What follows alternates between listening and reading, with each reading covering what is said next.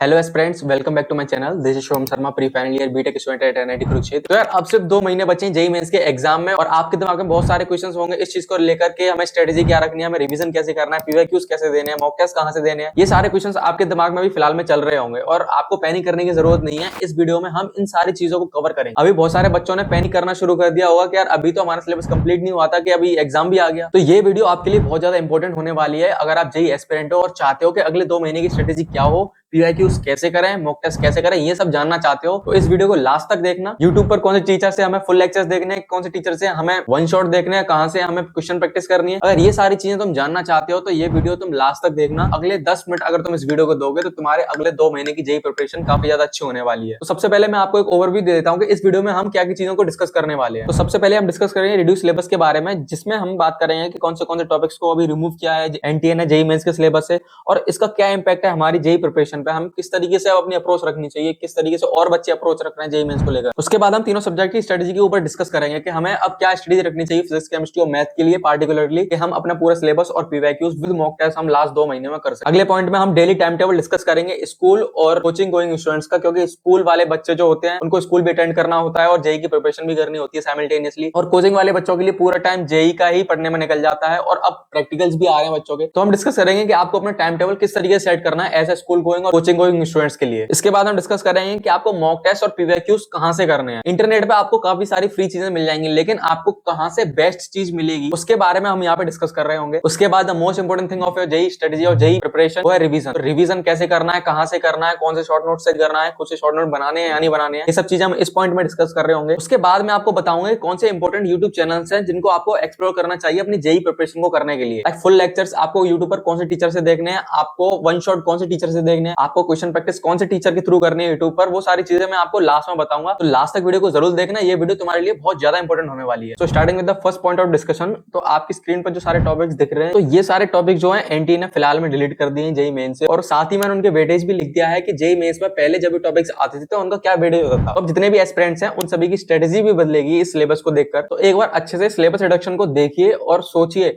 कि एनटीए ने वो सारे चैप्टर्स क्यों उठाए हैं जो इजी थे, इंडिपेंडेंट थे, इनमें से बच्चे को पता होता था कि अगर इसमें से क्वेश्चन आया तो वो इजीली टैकल कर लेगा उस क्वेश्चन को, और इन चैप्टर्स में से क्वेश्चन आता ही आता था। ये जितने भी टॉपिक्स हैं इनमें से मोस्टली टॉपिक्स जो थे वो लास्ट मंथ टॉपिक्स थे, मतलब अपनी प्रिपरेशन के टाइम में आप इनको लास्ट मंथ के लिए रख देते थे कि 1 महीना पहले एग्जाम से इनको आप पढ़ के जाओगे तो इजिली आप इसमें से 80 to 90% स्कोर कर ही लोगे। अब एनटीए ने इन टॉपिक्स को रिमूव तो कर दिया, बट इनके जो पास्ट ईयर में क्वेश्चन आ रखे हैं उनको रिप्लेस करने के लिए अगले जेईई मेंस में कहां से क्वेश्चन आएंगे। तो अगर हम बात करें केमिस्ट्री की तो इसमें मेटलर्जी, हाइड्रोजन, पॉलीमर्स, ये सारे टॉपिक्स जो हैं तो अब इनका क्वेश्चन की जगह कौन ले सकता है। ऑर्गेनिक से कोई नया क्वेश्चन आ सकता है या फिर इनऑर्गेनिक से कोई नया क्वेश्चन आ सकता है, और आपको पता ही है कि यार ऑर्गेनिक और इनऑर्गेनिक में से अगर क्वेश्चन आया तो वो हार्ड टू टैकल रहेगा, मतलब आपसे हो तो जाएगा बट यार वही है कि वो लेंथी क्वेश्चन होगा, टाइम लेगा। अल्टीमेटली ये चीज जो है कंपटीशन को किल करेगी। तो ऐसे बच्चे जिनकी रिटेंशन पावर काफी अच्छी होती है और जिनको लॉजिकल चीजें थोड़ा कम समझ में आती हैं तो उनके लिए अभी थोड़ा डिफिकल्ट होने वाला है, क्योंकि यार जो एनटीए ने अभी सिलेबस रिडक्शन किया है उन्होंने ये देखकर किया है कि लास्ट के 1 से 2 साल से जो बच्चा प्रिपरेशन कर रहा है जेईई वो काफी अच्छे से एग्जाम दे ले, और बाकी जो एक 2 महीने पहले प्रिपरेशन शुरू करते हैं उनके लिए डिफिकल्टीज क्रिएट करी है एनटीए ने अपने सिलेबस रिडक्शन को लेकर। तो अब केमिस्ट्री में स्कोर करना बिल्कुल भी इजी नहीं रहा है। अब अगर केमिस्ट्री में आपको स्कोर करना है तो आपको पहले से ही अच्छे से ऑर्गेनिक और इनऑर्गेनिक काफी अच्छे से रटी हुई होनी चाहिए और क्वेश्चंस आपकी हैंडी होनी चाहिए। अब आप लास्ट के 1 मंथ में बैठकर इन सारे चैप्टर्स को याद करके आप जेईई मेंस में जो क्वेश्चन आएगा डायरेक्टली उसको सॉल्व नहीं कर सकते। अब एनटीए ने आपकी अप्रोच को पूरी तरीके से चेंज कर दिया और उसके साथ में आपको अपनी स्ट्रेटजी की अप्रोच भी चेंज करनी पड़ेगी। तो उस स्ट्रेटजी के बारे में भी हम इस वीडियो में डिस्कस करेंगे, तो आप इस वीडियो को देखते रहो लास्ट तक, आपको काफी चीजें इसमें समझ में आने वाली है। तो now in the very next point we will be discussing कि हमें तीनों सब्जेक्ट्स में क्या स्ट्रेटजी रखनी है अगले 2 महीने के लिए। तो शुरू करते हैं फिजिक्स से।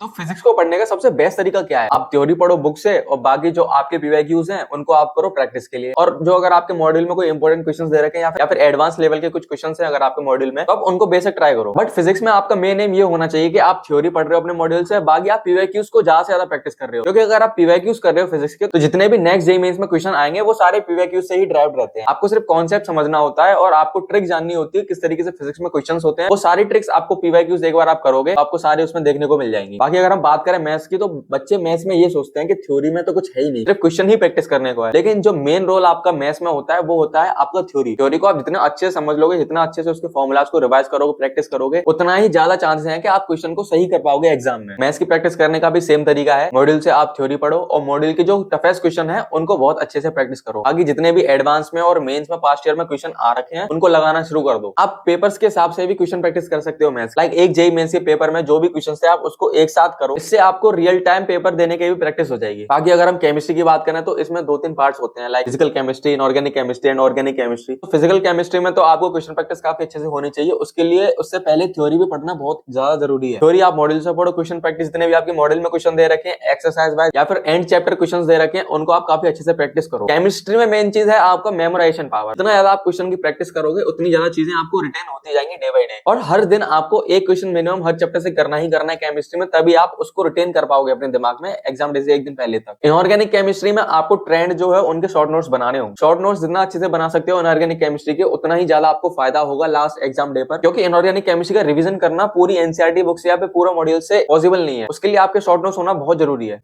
P block, D block, F block ऐसे चैप्टर जो हैं इनके ट्रेंड्स के अगर आपके पास शॉर्ट नोट्स हैं तो आप इजीली उन चीजों को रिटेन कर सकते हो।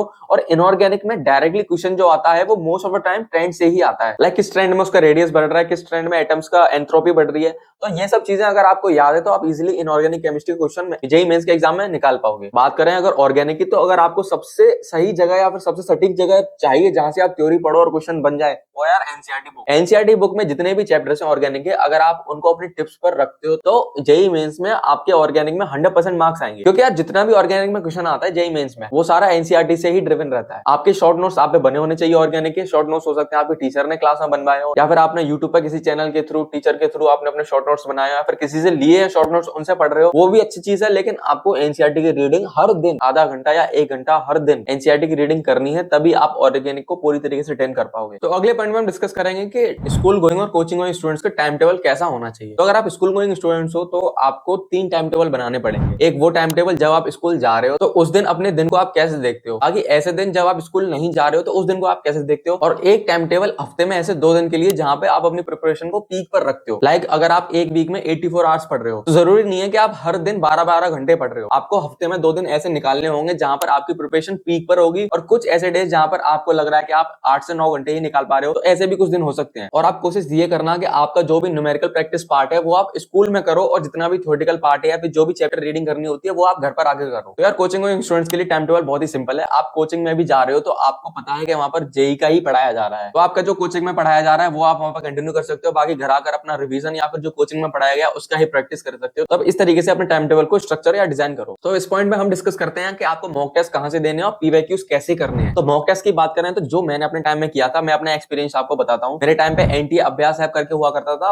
उससे मैंने सारे अपने मॉक टेस्ट दिए थे। उसमें आपको पास्ट ईयर जितने भी जेईई मेंस के क्वेश्चन होते हैं उनके थ्रू या फिर और जितने भी क्वेश्चन आ सकते हैं या उनके जितने भी नए कंबाइन करके क्वेश्चन बन सकते हैं उसके आपको पेपर्स मिलते हैं एनटी अभ्यास ऐप में। उसका नाम अभी चेंज कर दिया है, नेशनल टेस्टिंग अभ्यास ऐप करके उसका नाम कर दिया है। आप गूगल प्ले स्टोर पर जाकर इस ऐप को डाउनलोड कर सकते हो, इसकी लिंक मैं अपने डिस्क्रिप्शन में भी दे दूंगा, तो आप वहां से डायरेक्टली क्लिक करके इस ऐप को डाउनलोड कर सकते हो। बाकी अगर आपको पीवाईक्यूज करने हैं तो आपको सबसे अच्छा वे बताता हूँ पीवाईक्यू करने का। अगर आपको पीवाईक्यूज ही करना है तो आप जाकर जेईई मेंस के लास्ट पेपर ही क्यों नहीं सॉल्व करते। अगर आप उन पेपर को सॉल्व करोगे तो आपके अंदर से खुद को एक कॉन्फिडेंस आएगा कि अगर आप उनमें 180 या 190 मार्क्स स्कोर कर पा रहे हो, 150 प्लस भी स्कोर कर पा रहे हो, तो आपको अंदर से ये लगेगा कि अरे यार जेईई मेंस का जो रियल एग्जाम होगा मैं तो मैं इजीली शायद 200 प्लस स्कोर कर ही सकता हूं। तो उसके लिए आपकी स्क्रीन पर जो ऐप दिख रहा है इसको आप डाउनलोड कर लो। ये ऐप जो है ये बेस्ट ऐप है जहां से आप पीवाईक्यूज कर सकते हो, और आप चैप्टर वाइज, टॉपिक वाइज और पेपर वाइज पीवाईक्यूज सारे कुछ कर सकते हो जो अभी तक जेईई मेंस ने अपने लास्ट एग्जाम्स में दिए हैं। इस ऐप में आपको साथ ही साथ सॉल्यूशन भी मिल जाता है उस क्वेश्चन का, और काफी सारा एनालिसिस पार्ट भी रहता है इस ऐप में। तो इस ऐप का लिंक मैं डिस्क्रिप्शन में डाल दूंगा, आप जाकर वहां से डायरेक्टली गूगल प्ले स्टोर से इस ऐप को डाउनलोड कर सकते हो। तो अब हम डिस्कस करते हैं कि हमें रिवीजन कैसे करना है। तो यार रिवीजन जो है आपको शॉर्ट होना चाहिए और क्विक होना चाहिए, और अगर आपको ऐसा रिवीजन करना भी है तो आप कैसे कर सकते हो। आप अपने शॉर्ट नोट्स बनाओगे, उसके थ्रू आप अगर अपना रिवीजन करोगे तो आपको शॉर्ट भी होगा और क्विक भी होगा। अब तीनों सब्जेक्ट के लिए शॉर्ट नोट कैसे होने चाहिए। मैथ्स में तो आपके शॉर्ट नोट्स कुछ ऐसे हो सकते हैं, आपके जो मेन फॉर्मुलाज हैं आप उनको लिखिए, या फिर कुछ डिफिकल्ट क्वेश्चन में जो ट्रिक्स अप्लाई हो रही है वो आप अपने शॉर्ट नोट्स में लिख सकते हो। बाकी फिजिक्स के शॉर्ट नोट्स में बेसिकली आपके फॉर्मुलाज ही होते हैं। मैंने भी जो अपनी प्रिपरेशन के टाइम पर फिजिक्स के शॉर्ट नोट्स बनाए थे उनमें सिर्फ फॉर्मुलाज को ही लिखा था, और एक बार में सीधे फॉर्मुला की रीडिंग कर देता था, तो मेरा पूरे चैप्टर की रिवीजन हो जाता था। अगर आपको केमिस्ट्री के शॉर्ट नोट्स बनाने हैं तो आपको इंपॉर्टेंट थ्योरी जो है उस पार्ट की लिखनी पड़ेगी, और ऑर्गेनिक में तो आपको पूरी की पूरी रिएक्शन सारी लिखनी पड़ेगी। और जितना भी आपका मेन थ्योरेटिकल पार्ट होता है ऑर्गेनिक में, लाइक ट्रिक कहाँ पर लग रही है, या फिर कोई चीज अगर हमें याद करनी है तो वो भी आप शॉर्ट नोट में लिख सकते हो। और जो आपका रिवीजन है वो शॉर्ट नोट्स के थ्रू रहेगा तो काफी अच्छा रहेगा। वरना रिवीजन एक और तरीके से किया जा सकता है, रिवीजन क्वेश्चन प्रैक्टिस के थ्रू भी किया जा सकता है। लाइक मैथ्स में कुछ एक चैप्टर में से काफी डिफिकल्ट क्वेश्चन पकड़ लो, अलग अलग टॉपिक से एक एक क्वेश्चन पकड़ लो, अगर उनको आप डेली करते हो एक एक क्वेश्चन तो आपका पूरे चैप्टर का रिवीजन हो जाएगा बहुत easily. Same with physics and chemistry. तो फाइनली अब हम डिस्कस करते हैं कि कौन सी सब्जेक्ट के लिए कौन सा यूट्यूब चैनल बेस्ट है पढ़ने के लिए। तो अगर हम फिजिक्स की बात करें तो अलग पांडे सर के जो ओल्ड लेक्चर्स हैं, जो उनके फिजिक्स वाला चैनल पर ओल्ड लेक्चर्स हैं, आप उनको देखिए, फिजिक्स के लिए वो बेस्ट लेक्चर्स हैं। बाकी केमिस्ट्री के लिए मोहित त्यागी सर, फिजिक्स वाला यानी कि अलग पांडे सर के जो पुराने लेक्चर्स है केमिस्ट्री के, आप उनको भी देख सकते हैं। बाकी अरविंद अरोड़ा सर के भी लेक्चर्स आप देख सकते हो, जिन्होंने अभी अपना थोड़ा निश चेंज कर लिया है, लेकिन पहले वो केमिस्ट्री पढ़ाते थे, तो आप उनके पुराने लेक्चर्स जाकर दे सकते हो, आपको बहुत अच्छे से केमिस्ट्री समझ में आएगी। बाकी मैथ्स के लिए आप निया मैम या फिर हर सर, दोनों में से किसी का भी लेक्चर आप देख सकते हो, बहुत अच्छे लेक्चर्स दोनों ने बना रखे हैं। बाकी निया मैम अपने क्वेश्चन प्रैक्टिस भी कराती हैं लाइव बैठकर, तो उनको भी आप जाकर कर सकते हो। आपकी प्रिपरेशन के लिए ये सारे यूट्यूब चैनल्स और टीचर बेस्ट रहेंगे। बाकी अगर आप एक कोचिंग स्टूडेंट हो तो आपको यूट्यूब पर किसी भी टीचर को देखने की जरूरत नहीं है, आपके मॉड्यूल और आपके कोचिंग के टीचर्स मोर देन इनफ होते हैं आपकी प्रिपरेशन के लिए। तो आई होप इस वीडियो में आपके मोस्ट ऑफ डाउट्स कवर हो गए हो। जितने भी स्ट्रेटेजी आप बनाकर बैठे हो अगले 2 महीने के लिए, आप इस वीडियो को देखने के बाद उनको दोबारा से एक एनालाइज करना। अगर आपको लगता है कि आपने एकदम सही स्ट्रेटेजी बनाई है तो काफी अच्छी बात है। अगर आपको लगता है कि कुछ चेंजेस आने चाहिए आपकी स्ट्रेटेजी में तो वो बिल्कुल करना, क्योंकि यही टाइम है जब आप अपने स्ट्रेटेजी में चेंजेस कर सकते हो। 1 महीना और लेट होते हो तो फिर उसका कोई फायदा नहीं रहेगा, क्योंकि आपको जो मेन टारगेट रखना है सिलेबस कंप्लीशन का, वो नवंबर में ही आपको कंप्लीट करना है अपना सिलेबस। बाकी दिसंबर में तो यार आपको मॉक टेस्ट ही देने, और जनवरी के जो शुरू में भी आपको मॉक टेस्ट ही देने होंगे। तो आप ट्राई ये करना कि आपके नवंबर तक सारे सिलेबस जो है कंप्लीट हो जाए। बाकी आपका किसी भी तरीके का अगर डाउट बच रहा है तो आप कमेंट सेक्शन में डाल सकते हो, मैं पूरा कोशिश करूंगा इस पर वीडियो बनाने का। बाकी best of luck for a JEE preparation. Shivam Sharma signing off.